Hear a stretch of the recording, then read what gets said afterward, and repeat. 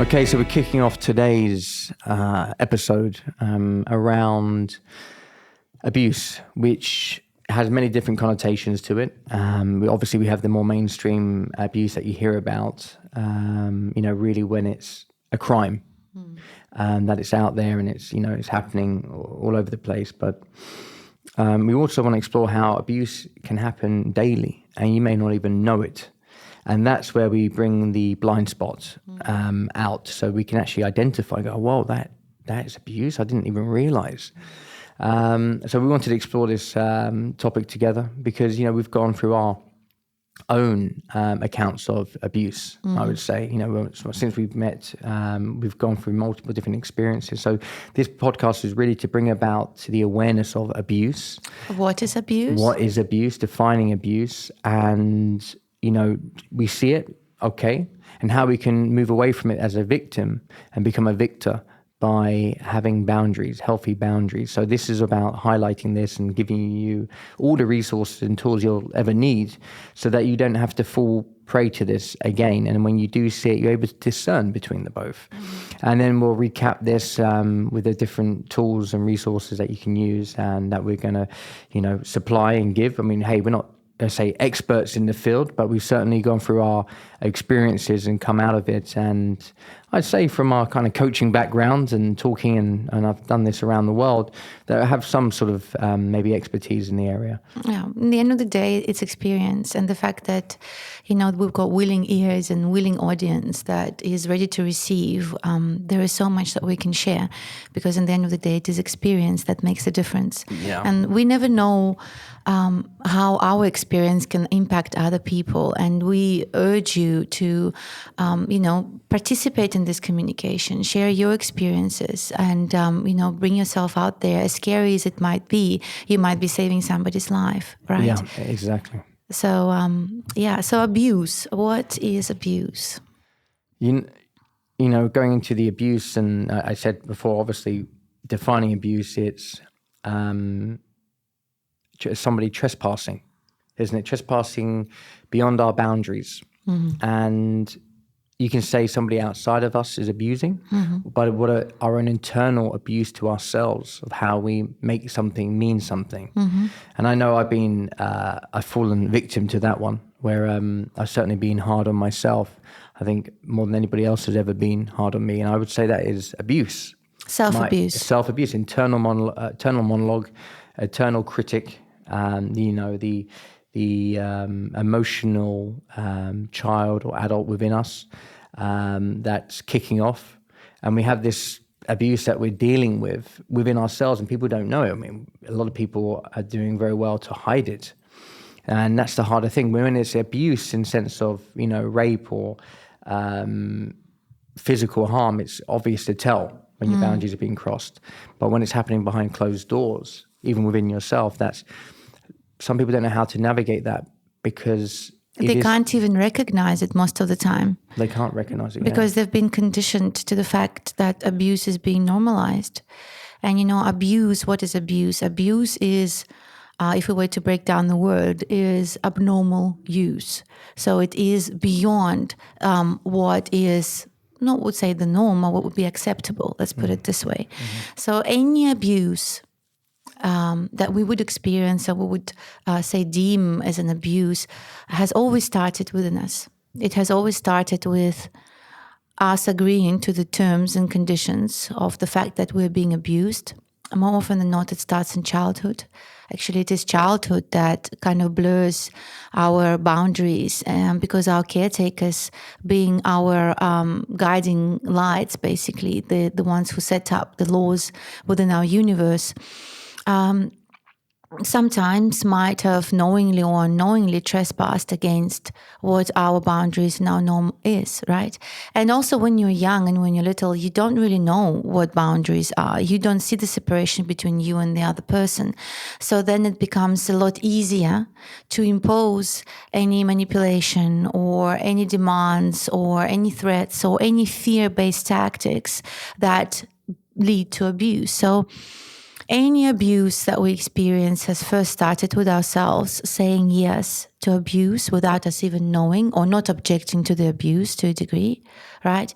And then when that becomes kind of like the norm for your own internal monologue, and then the experience that you have with other people around. So, it's interesting because when people, when victims of abuse come forward, very often psychologists say that, this abuse has been in a way, preconditioned by the victim, because, there's, how there is sometimes these ladies, they say that they always somehow get raped, or they get abused so much, and, there's always almost like this connotation that they have some essence about them. They have a certain aura about them that invites abuse in, right? Yeah. So one woman who goes from one relationship to the next, or man in one relationship to the next, who finds an abusive partner.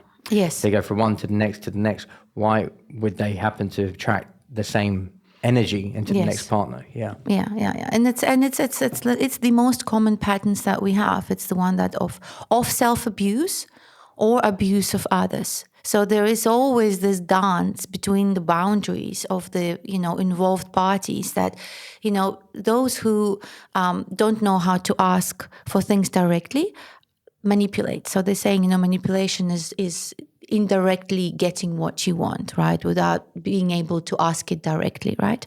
So then that's how it becomes so under the surface. It becomes a very kind of subtle interaction, a very subtle art where, the victim, let's call it the victim, or the person who is involved in abuse or being subjected to the abuse, they, without even knowing, they're almost falling prey to their own insecurities. Because any abuse can happen only on the basis that the person, I'm talking about people, I'm talking about already grown-up individuals, I'm not talking about children, because children, they just don't know how to say no, as well. Well, it's very hard for them because their whole life is dependent on the parent figures, the care figures. So they have to sort of wield to their commands. And, for children, anytime a parent is aggressive or upset with a child, the child will internalize that and adopt that as their own inner critic. So that's the time they're absorbing. They do. And also, but it can go both ways. This is how the dynamic of the victim and abuser, the one that we're living throughout so many, decades and centuries of our, civilization. I mean, this is the oldest dynamic there is, the one of victim of an abuser, that they're, and both of them just as easily can interchange. The abuser can as easily become a victim, and the victim can as easily become an abuser. Well, being the victim can be a form of abuse, right? Elaborate. Well, if you're playing the victim, that is abuse to somebody else. You're willing that other person to be the villain. So if someone stays in their victim mindset, or they're staying in the victim place, and you're not really looking to participate, they're using that, being a victim, as their form of defense, as a form of attack. As we've seen, we're in a situation where we're looking to get a resolve in a partnership, right? In life, if you're doing business or whatever it might be, and you're coming in with certainty of, you've done everything, let's say legally, you're doing everything with a perimeter where it's, yourself, you have people around you, experts, so yourself, but somebody else who you're looking to negotiate with or speak with is playing the victim role, and you're coming in there serious, going, look, let's resolve this. And they're playing the victim and then projecting onto you something that you're not. Then it becomes an emotional game. Whenever there is an emotional game, you always are out of control. Any form of abuse in its way kind of has an idea that there is a certain area of you're out of control somehow. Yeah, abuse has got to do with control. So if the person feels that they are being abused, that means that they feel that they're being out of control, and vice versa. So the abuser feels in control. All of that is an emotional game. It kind of is in that ethereal world of hurt and pain and suffering, and who is responsible for that. In the end of the day, both are pointing fingers at each other: the abuser at a victim at an abuser. So this is actually really the real issue with self-abuse, because that means that when you are self-abuse or abuse or whatever, when you are not owning up to which internal governance you have created within you that has allowed for that abuse, you will be in that cycle of being out of control, because there will be always somebody else responsible for the way that you feel. Well, exactly. It's your inner world, the energy, whatever it is that's unhealed, projected outside, and you'll always find what you need to justify that certainty or familiarity. Yeah. I mean, if from my own experience, unless I healed it, going to my father, for example, when I put the distance, when I put the boundaries down, because I was seeing that certain patterns or entities, we call it, that are within us, that we've learnt, we've adapted in some way, adopted in some way. If you don't put the boundaries down, especially with this is something like, from my experience with the parents and my father, if I hadn't have done that, I could have carried on adopting his patterns, and it could have, destroyed my life. It would be abuse of myself from my father, who adopted behaviors that were abusive to him, and it's sort of passed down from one generation to the next.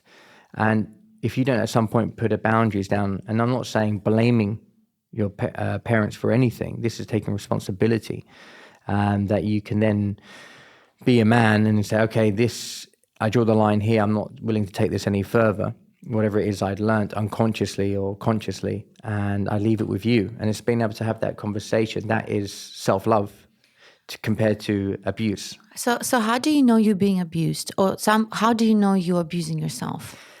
It's like anyone who's ever been in a sort of toxic relationship or twin flame relationship, whatever it is, when being with somebody who's narcissistic, they say we all have that quality to some degree.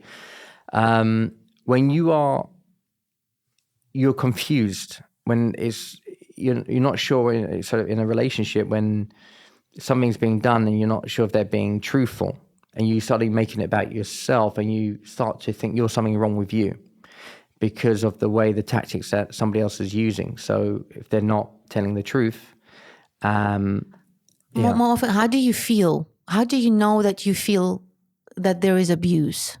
So now, because now it's about the other person, how they're behaving, and how How do you feel? How do you know that you are feeling that? Well, okay, if we're talking now this is abuse. Feeling. Okay, the feeling is, I guess, if it's different for everybody. I mean, the feeling for me would be deflated, the feeling of shame, multiple different feelings. What feelings would you get? Well, I think it's more a feeling of insecurity, and also feeling that you are somehow, you somehow have to do what you don't want to do. Yeah, you sort of force against your own will. It's kind of going against your soul in order to keep something going, to keep, say, for example, peace going. Peace, I'm talking in inverted commas, but like to not have a conflict. So very often we kind of bite our lip and we go, okay, I'm not going to bring that up. I'm going to swallow this. I'm not going to talk about that. I'll put it under the rug, because bringing that up means it's going to ruffle a lot of feathers, and I might be the bad guy. So I think, it's conflict, being scared of being the bad guy, because it comes from the self-judgment. So if I don't do that, then I am somehow bad, right? Yeah, it's being able to in say somebody no. else's eyes. So it's making somebody else's approval more important than your own approval, which means that then that becomes that person's reaction to you becomes your reflection on yourself. That's self-abuse. When you put somebody else's idea of what is right and how things are supposed to be above your own, compromising your soul. They say that, talking about sin, the only sin there is going against your own soul. Everything else is man-made, right? We have to be very careful that, anybody out there right now who feels like they are getting abused, and like Julia was saying, it's not about the other person. This is about your experience, your reality, of course. And the only thing you can really control is yourself, what you're thinking. And, these are the tools that we want to give so you can really empower yourselves through any situation. So when you are in a situation where somebody is in your life, you feel is abusing you or you're abusing yourself, is not to judge it, not to judge them, because I've seen it time and time again. If you judge it, it sticks to you. And then you find out that you are on the other end of that. You are then the one that you judged. And it's so important not to shame and judge. I just want to put it out there for whatever's going on. And we've gone through our own experiences that we could easily want to. But we understand the consequences of that. And this is really about, even seeing the Lord's Prayer, and it's about, forgive us for our trespasses and forgive those who trespass against us. It's so important, no matter what the situation is, so that we don't find ourselves later being the one that we judged. That's what I wanted to share on that. Well, that's where the victim and abuser comes in. It always starts with judgment. It always starts with the separation, that I am not like you, therefore I can judge you. And so you deserve to have this punishment, or you deserve to be treated like that because, I'm not like you and you're wrong, And this is the core of the whole ego battle, because it's only the ego that separates. The ego sees the difference between you and the other person. The ego judges right from wrong, good from bad. I'm not saying that, it's not useful sometimes, especially if it's dangerous situations, but that kind of judgment can really get us confused, because what it does is it creates a boomerang effect of karma by having to judge somebody else and putting them in the category of, I'm not like you, therefore you're judged.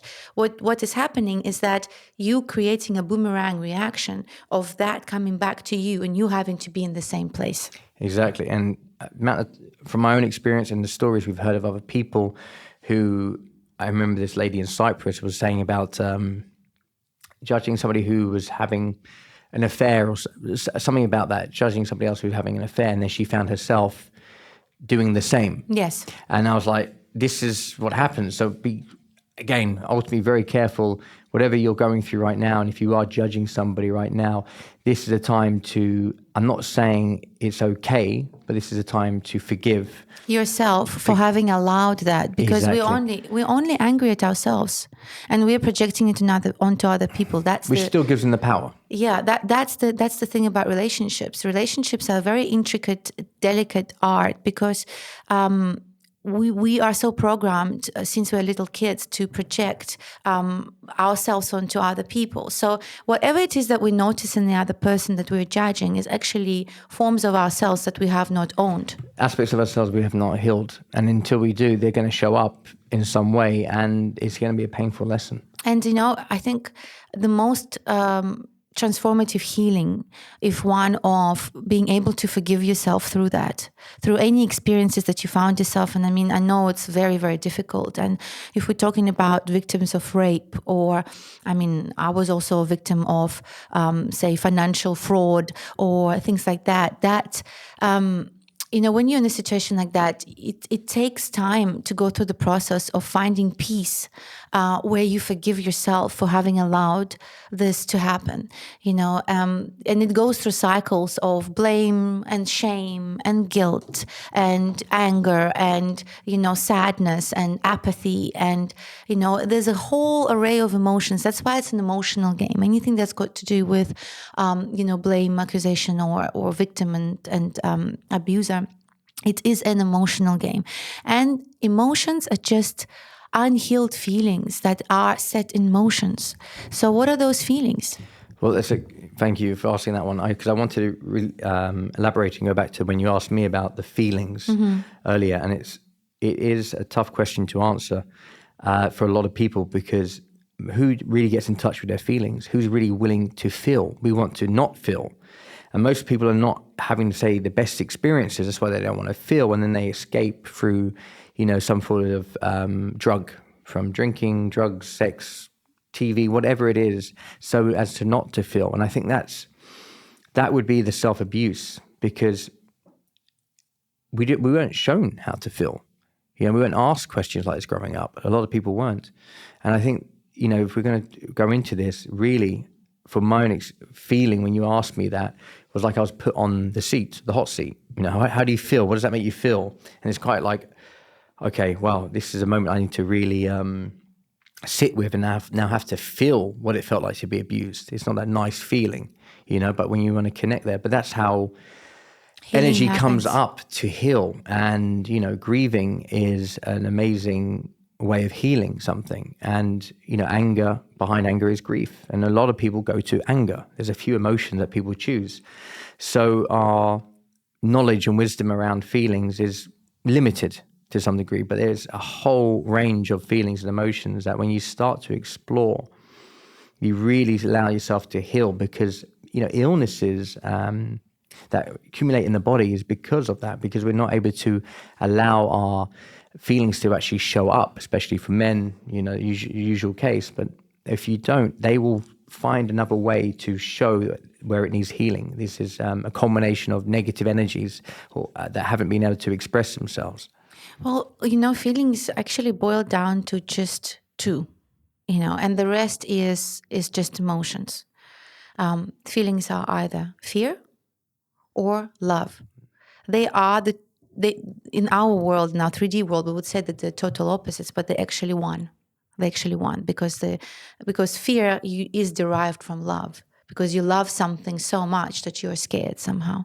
So everything is actually derived from love. But fear is like a byproduct of, feeling out of control, of being that little emotional child that doesn't know what to do next, how to be free again, how to save themselves. So it's when we find ourselves in fear of consequences.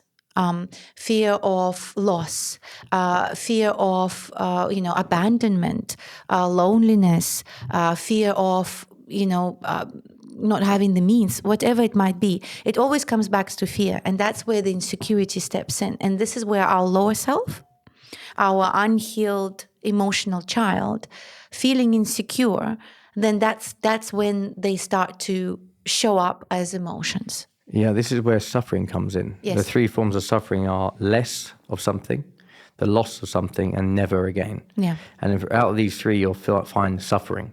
But understanding that with energy, nothing's ever lost. You're never less of something, and it's never again. Energy will transform and find itself, and it's just through our experiences. We could say we've lost money, but it shows up in other ways of how much we've gained. And if you put where your focus goes, energy flows. So you have to be so mindful where you put your focus. If you put it in the loss, less, or never, or into fear, you're going to get more of it. Because then what you're doing... And that is self-abuse. This is exactly it. It's self-abuse is a state of mind that is lack. It's being in a state of mind that is lack, seeing everything as a loss. It's a loser mentality, right? It's not a growth mindset. It's definitely it's a loser mentality. Mindset. Wherever you look, even if there's always opportunities, there's always positives in everything. And actually you gaining every time. Everything that happens in your life actually happens for your benefit. Everything that you experience is a bonus. And it's just the idea that our mind puts in our mind, that calculation in our head, but I did this, but that means I'm losing. So therefore I'm a loser. And that makes me what? A victim. And when you go into that, you behave from that place, the insecure place or the victim place, you attract more of that. Yes. And you find that you're in a situation where you're losing more and more, and that reinforces your victim state of mind. Because that's again that lack mindset. So then how does someone who's hearing this now going, I feel this, I actually resonate with this, how do I get out of that mindset?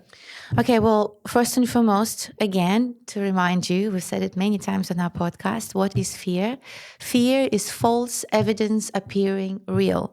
It is not what is happening right now. It's what we are creating in our mind. It's that entity that's got nothing to do with our reality right here, right now. So what the most important thing is to bring your attention to now. And whatever techniques, and we will share some later on, whatever techniques that help you do that. Breath work is incredible with that, because when you are concentrating on breathing, you are bringing your attention back into your body, into here and now. And when you're sitting in here and now, no matter what you might have been scared of, and you think about, okay, well, I've got a roof over my head. I have a warm environment. I've got a drink right now that I could have. There's food that I could have. There's people that I love that are right next to me. I'm safe right here, right now. I'm safe. So by knowing that right here, right now is the reality the only reality you have control over, and by actually going into your heart and start appreciating and seeing everything as a bonus, stepping out of that entitlement, because when you're in a state of lack, you're entitled because you feel you owed something, you don't have enough of something. So when you go back into your heart and you see everything as a gift of life, a gift of God, that, you're blessed enough to have, feet, a steady floor under your feet, shoes to wear, The fact you're breathing at all. The fact that you're breathing, the fact that there is a heartbeat, this amazing, beautiful body that is doing so many processes at the same time, pumping blood, thoughts, connecting neurons. And, there's so much beauty that's going on there. But the mind, the fearful state of mind, it survives on keeping you in the fear. So, which means that it would always bring you back to where you don't have, or where you might not have. And that's the loser mentality. That's the lack mentality. So gratitude is the most transformative force of abundance they ever experience, because when you're grateful, that means you're in your heart. When you're courageous and you can make steps from your heart, that, again, you are in your heart. I just want to go into, so we know we have other resources. So we've done videos. Look, abuse is in everything. Every video we've ever done has some form of abuse that we've brought up. So we've done videos with parents with their children. We've done a video about divorce.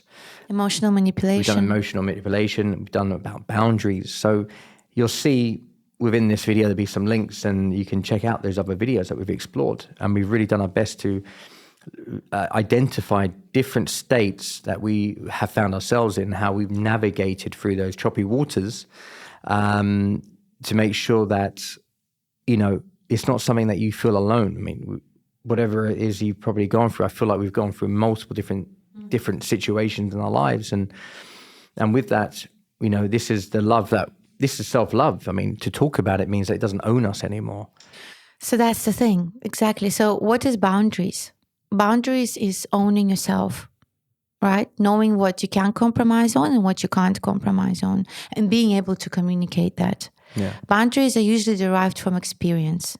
Boundaries are derived from knowing who you truly are, and being really listening to yourself and listening to your body, and not having guilt in having to communicate those boundaries. Because usually people feel guilty when they have to step up for themselves, for what is rightfully theirs, or what they feel is theirs. Because there's a fear of loss. If they say they're going to lose something, right? It's the illusion. So we put ourselves in it because we don't want to be deemed in some way, because of our own insecurities may come out. So we project it onto that person. Suddenly they control our feelings, and now their decisions, we have to wait for their decision before we can make a decision, because we've given it all to them, because we're scared to lose something that we think they have, or they have over us, or they're holding, or whatever it is. So once you take that away, imagine they're holding your money, or they're holding your kids, and you let it go, the money or the kids, and you just let it go, then they have no way of holding on to you, manipulating you anymore. And then it's just about knowing yourself, and that you're not willing to compromise and go against your own soul. Once you really made that decision, then you're able to manifest and really create from that space a better life, because you're not stuck where you were waiting for somebody else. And if you are waiting to live based on somebody else's decision, then you're not really living at all. And you need to be able to discern if that's the case right now. And if it is, What are you willing to do about it? And that's where we have all the other resources and videos to help you navigate through those difficult times. So right now, I mean, Julia mentioned before, it's, breathing is so essential. When you have momentum building up behind a story that you've created about a situation, especially around abuse, or you feel like you're a victim or whatever it might be, you need to stop with giving that momentum to that story, energy to that story. Take a deep breath just for a moment and do not go into the situation with the same level of thinking that got you into it, because you're just going to go around and around in circles. This takes a different approach. Yeah, which basically takes responsibility. Yeah. Realizing that you are responsible, 100% responsible for everything that's happening in your life. Yeah. And that's a hard pill to swallow. Because people are so used to... It has been, yeah. Blaming other people for the way that they feel, or blaming circumstances or economy or, climate, whatever it might be. So in that situation, then they're not taking responsibility, which means they are victim to circumstances. They are victim to other people's doings because they haven't yet owned their own decisions. Because the decisions that you make, they have always benefit for you. You just have to be able to see that. Right? That even if that decision might not be what you wanted in that moment in time, you will realize that in the long run, it might have been the best decision possible for you. But that takes a different kind of perspective that takes you out of your fear mode. It takes a perspective that sees oneness with everyone and everything, recognition of yourself and another, total accountability for all the choices you've ever made in your life, and accountability for all the choices that you will ever make in your life. Because only in that way will you feel independent enough, grown up and mature enough in order to, feel like you really are owning your life and being on the path of fulfillment. Yeah, I mean, it's definitely satisfying for people to certainly talk about their problems. Tony Robbins says it's the number one most addictive thing we can do in the Western culture is talk about our problems. So when we're getting connection over problems, we get significance over it. We're getting a feeling that we're certain to know. We get a payoff. The ego gets a payoff. But your life in general isn't working. Because if all you're doing is talking about problems and you're not looking to find a solution to the problems, because then if you find a solution, then what else is there to talk about? Then you realize that you're responsible for what you've created. And I think that for us, I mean, before when I was in that state of thinking, I was not taking responsibility. Many years ago, I would be blaming, and I could talk about problems, but I'd be stuck where I am. So I might feel good in that moment or feel some satisfaction, but I am not going anywhere. So the difference with other people, when you find yourself maybe hanging around people who talk about these kind of things over and over again, is that they're not moving anywhere. But when you start going to the growth mindset, you're taking responsibility and you start to look for solutions and you get out of being a victim, then you can really start to see your life grow. And you start to see amazing things happen when you shift your focus. And sometimes it will pull you back in, but it's our responsibility to reshift our focus. And we do it with things in the morning like positive affirmations, writing a journal like I am, and you focus on how you want to be in your future. Your future, so how does your future self look like? You may not feel like you're right there now, but what are the best version of yourself look like in the future? And how do you then put your focus and start being that? It's actually, instead of, I would maybe disagree there a little bit. I think it's important to put the focus right here, right now, and being the best version of yourself now and committing for that in the future. Yeah, but at the same time, when you're visualizing, you're not, you can say it in the now, I am, for sure. But when you're visualizing, these are other techniques. So these are techniques that work for people. You visualize yourself. It worked for me as my future self of how I was, what I was doing. And when you have a visualization, because the subconscious doesn't know the difference between what's real and what's imagined. It's actually aligning to that feeling that you've already got it right here, right now. So bringing in the future feeling into the now. Yeah. That's what it is. 100%. The feeling of the future is you see yourself feeling, now. Yes, 100%. That's it. The feeling of now, 100%. You need to connect to that you feeling. have to, that's the alignment. That's the alignment as if it has already happened.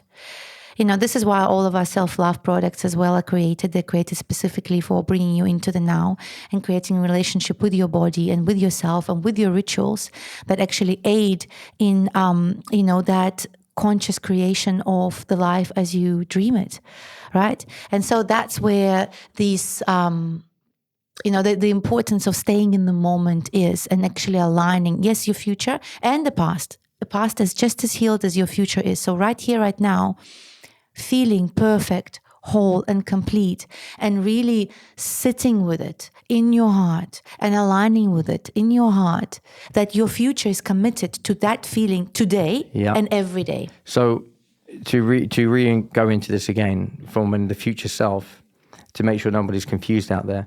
So if I'm sitting down in the morning, I'm saying I am, present moment.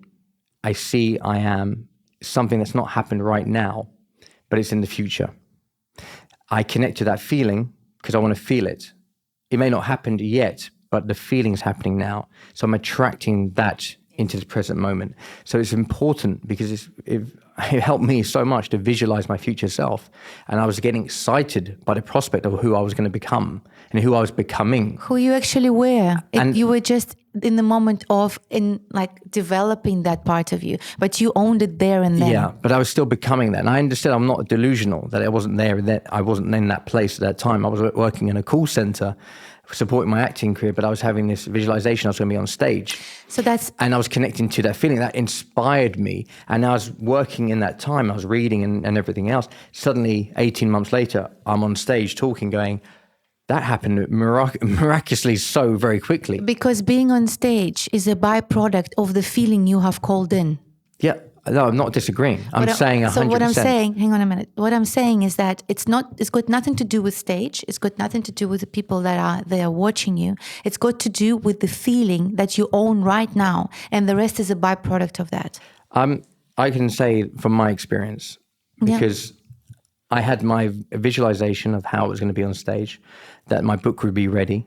And then I had seen people signing. I was signing it for people when there'd be a queue. And I was visualizing the whole thing. And yes, there was a feeling, but for me, I like to visualize and see it. And so when it came about, it was what I saw. Like when we met in 2016, when we didn't really meet, I had this visualization that you were looking at me, that we hadn't even met yet. And 6 years later. But you've already experienced it as if you are there. That's what I'm saying. Yeah. You've already experienced it there and now as if you are there. Yeah. And the rest followed. Basically, your life just caught up with it, with the fact that you're already experiencing it then. Yes. So we're talking the same thing. I don't feel like we're in disagreement here. So it's visualization. It's feeling, connecting to that feeling of what I was seeing. And then I let go. I didn't have to feel like I had to do anything. Once it was there, and that's the feeling I connecting to, and I saw it in my mind's eye, then I could just let it go. And my subconscious really sort of took over, or my spirit took over, and because we're looking at 100,000 bits of data every single day passing through us, and how we talk to our subconscious, and then we're able to pick out what we need to see in order to navigate us towards our vision becoming true. So it's realigning everything. Before, if I was focusing and didn't even have a vision, I'm going to be knocking around just based on patterns and programs and not knowing where I was going. But with that focus in mind and that visualization, that feeling of it was like inspiring, because even though in my life I wasn't there then, and I really wasn't, with that feeling inspired me, and I connected more to that. So that's the reason why I wanted to come back to the feeling, is because I'm bringing it back to the self-abuse. It's the feeling of not being good enough that has created the trail of self-abuse in our life. Yeah. You see? So basically, when you have that feeling and you're in that feeling of insecurity, of not feeling good enough, of being a victim, of being out of control, when you're in that feeling and you generate that feeling, then everything in your life will be coming back to support that feeling. Yeah. So all you own in that point in time is the alignment. As if it's already happened. You're perfect, whole and complete as you are. And having to not need any external,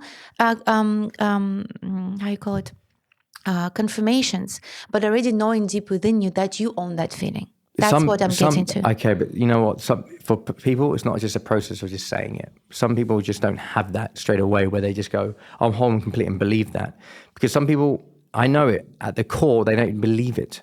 So they have to go through their own processes. And there's many different modalities out there to understand this. I mean, you can do family constellation, the Hoffman process, which is incredible. UPW is with Tony Robbins, meditations, rebirthing. There is no one modality, and even plant medicines, and many other things that we've explored. But there's so many different modalities, and some people have a fractured core, and they don't understand how to ever really get that feeling, is what I'm saying, because we all have our own experiences.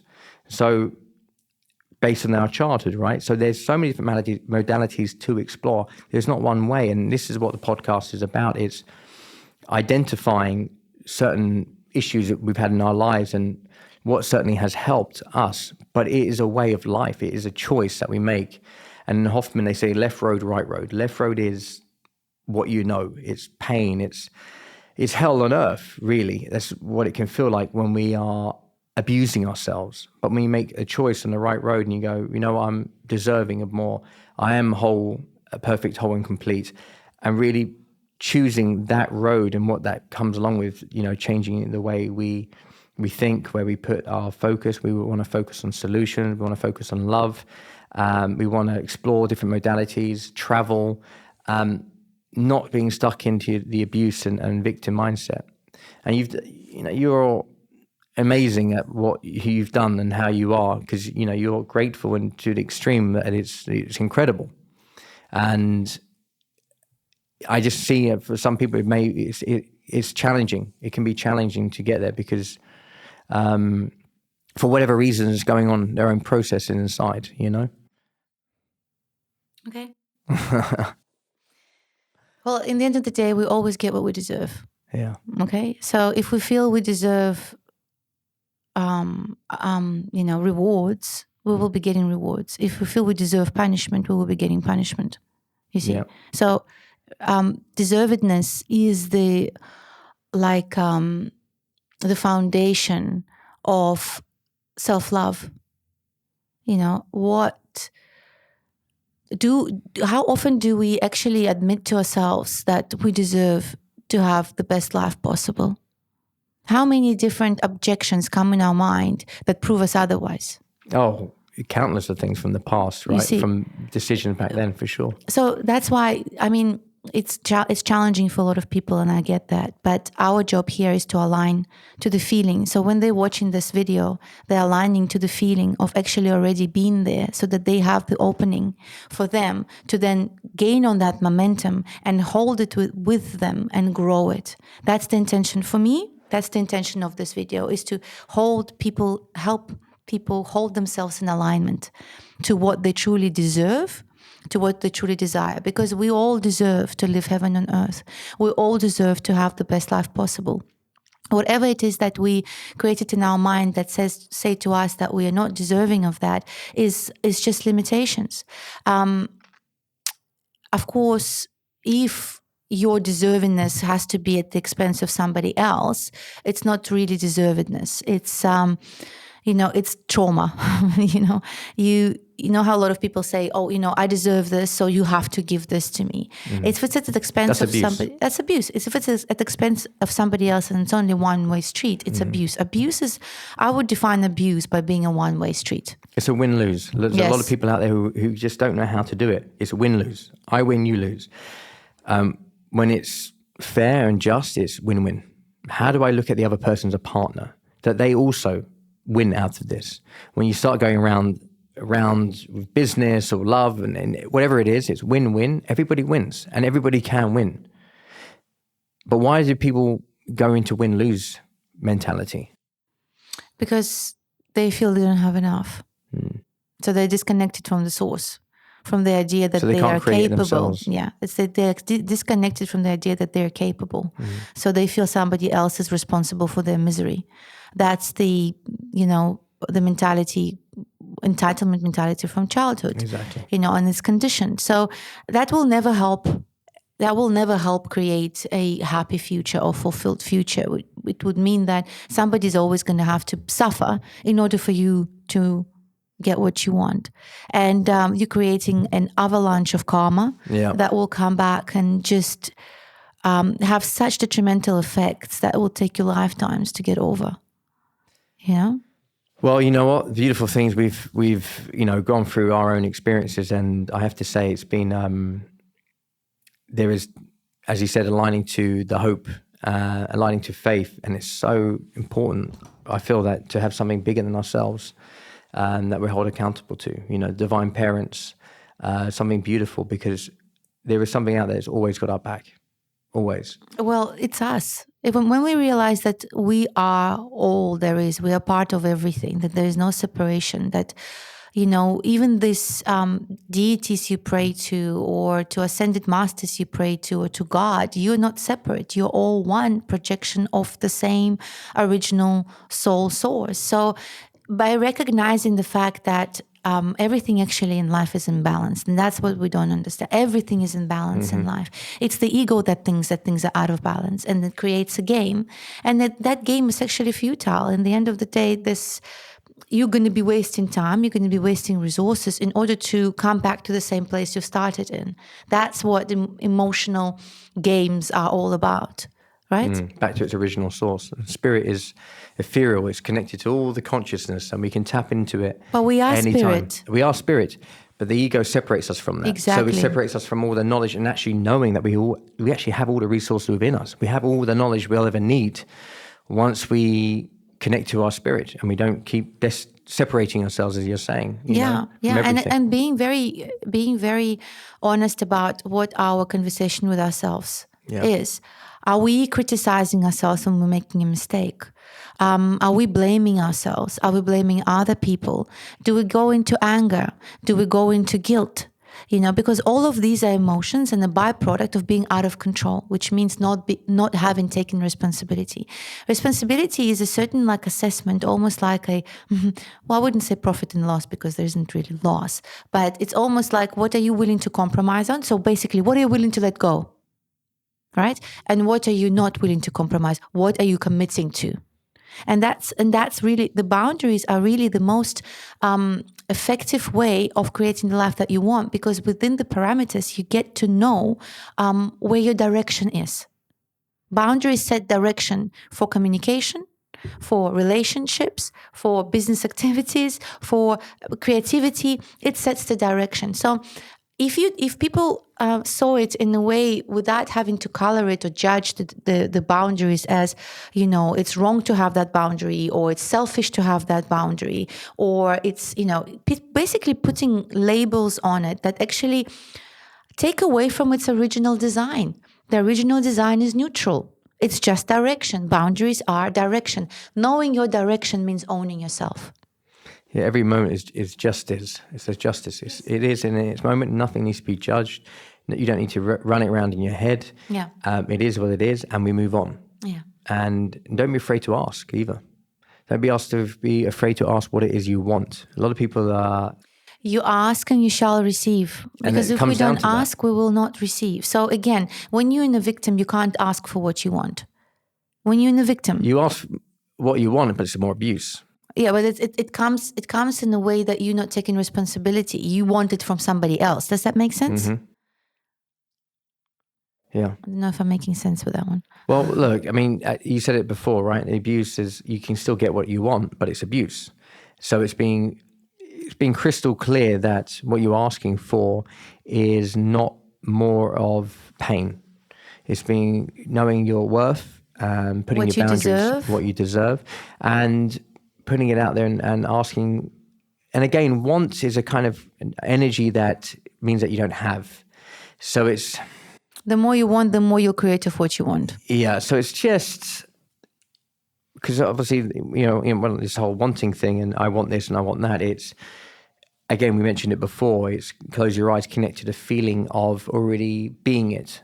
And when you're there and with it, and that beautiful feeling, because what are we doing everything for? We're doing everything for a feeling.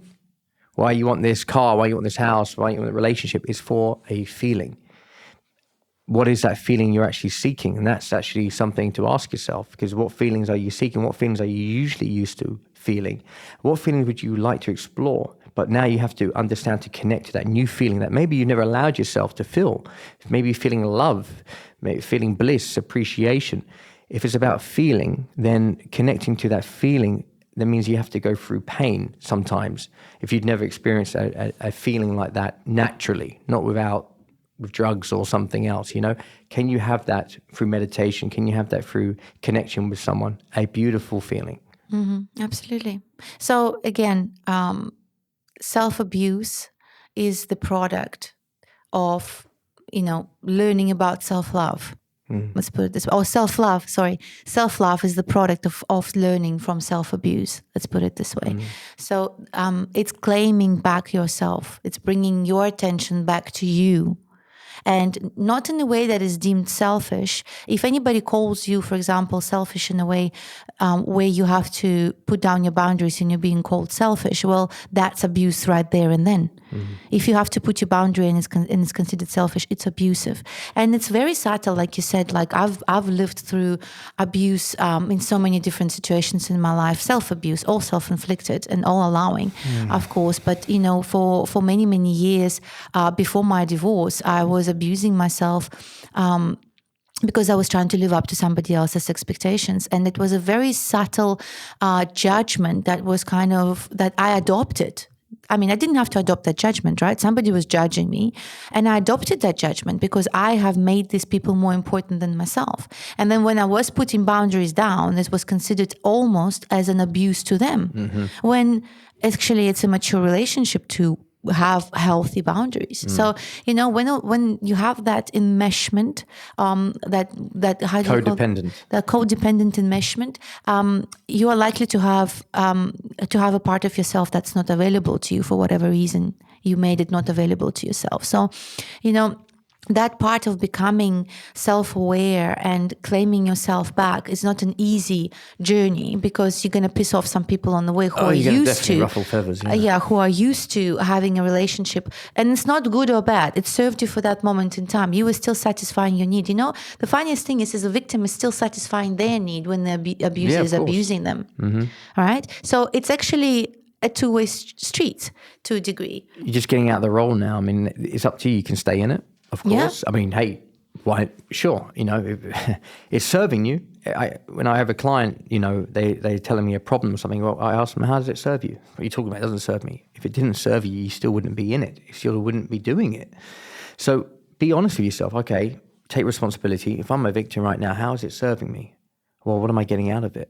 Okay, that's interesting, because now I'm coming out of a different mindset. I'm not judging it, not making it wrong. I'm seeing it how it does serve me, and how I can now serve myself in a different way that's more productive and that's more loving. And I can now put my boundaries down, because I can see that I'm also responsible for my part being a victim. Yes. Rather than saying it's all on them and them. So if I take my responsibility, that means I can now navigate myself out of it and be able to communicate it back to the other person without blaming them, because I understand my role in it.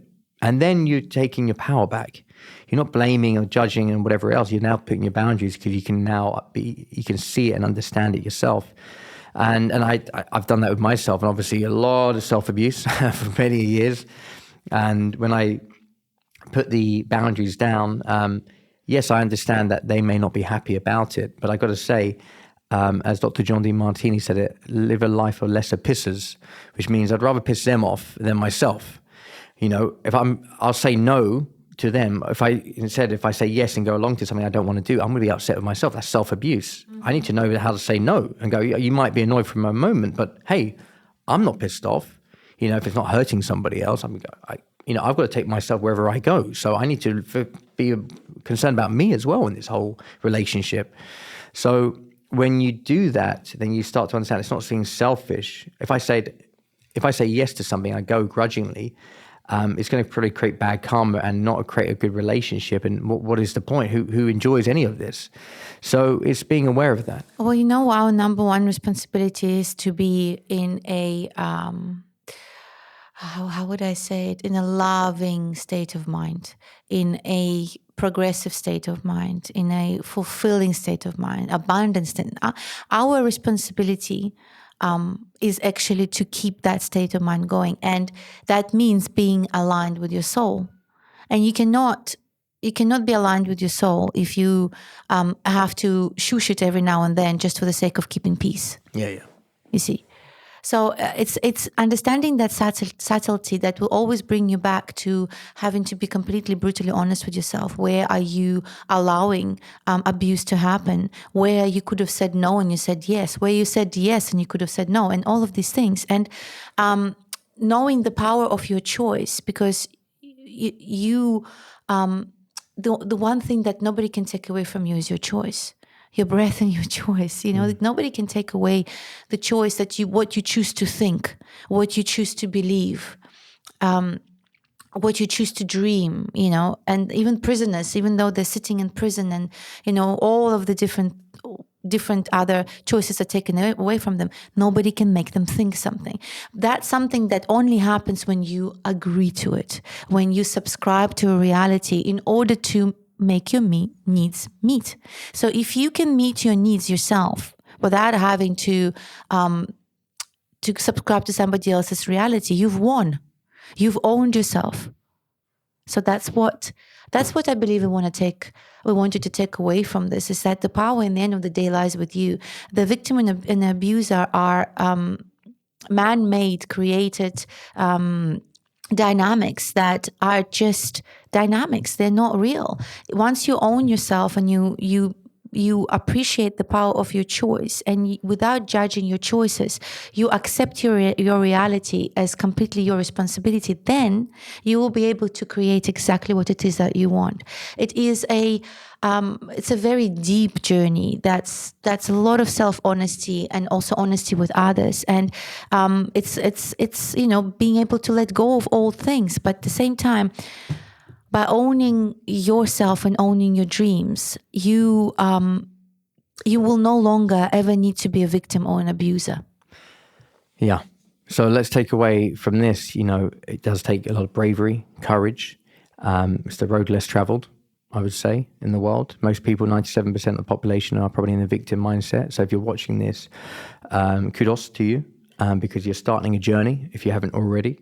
And we want to help navigate in some way, and we'd love to hear what you have to say about this video and maybe some of the situations you've been in that you would love to get clarity on, or if you'd like us to do videos on.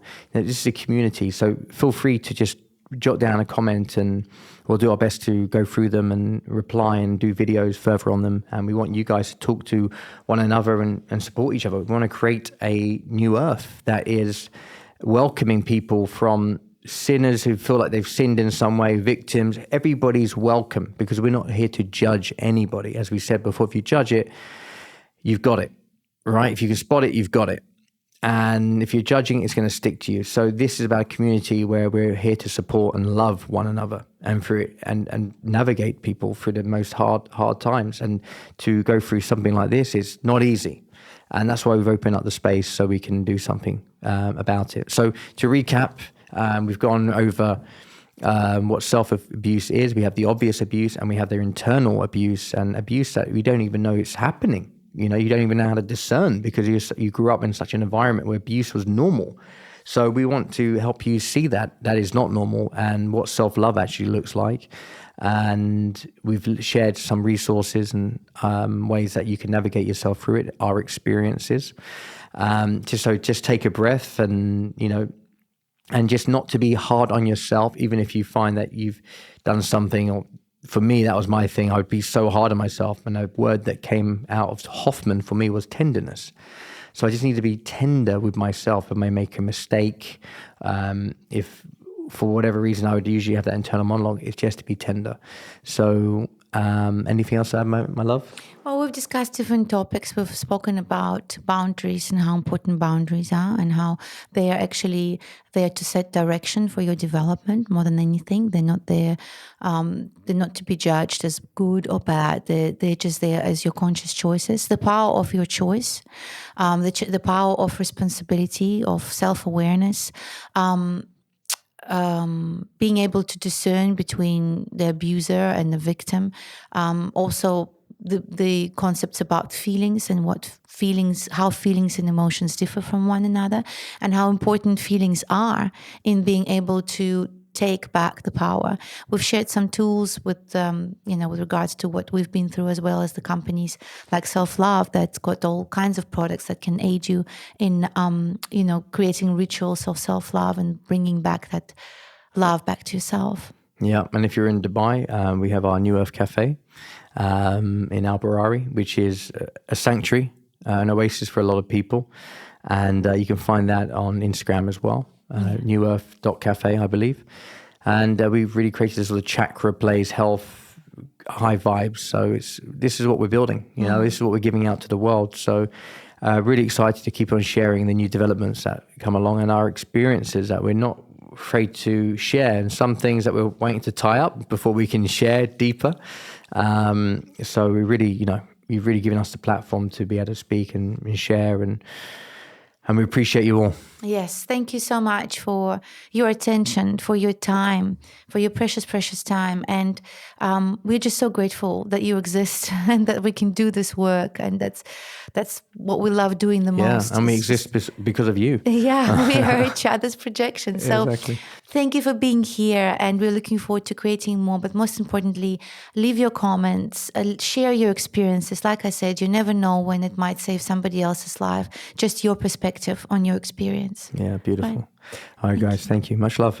Bye.